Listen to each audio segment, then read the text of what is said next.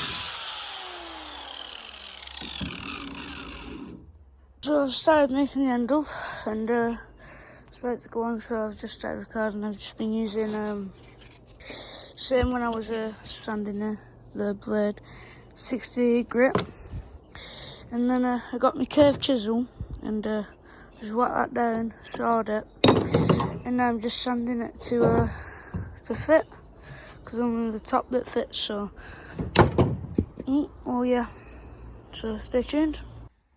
I think it's about to go on. Don't know if you can see though. Yeah, you can see. Let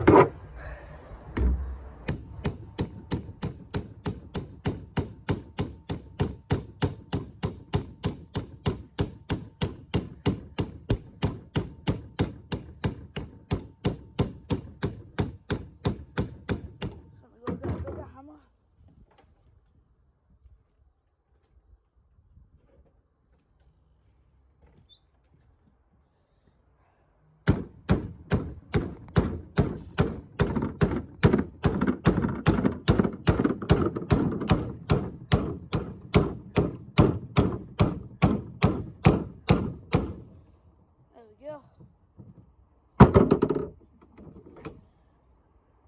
mini hatchet.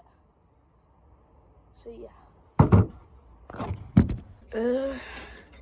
It's not the end of the video, but I'm just going to do some touch-ups Sunday. I don't think you want to watch it, so peace. See you next time.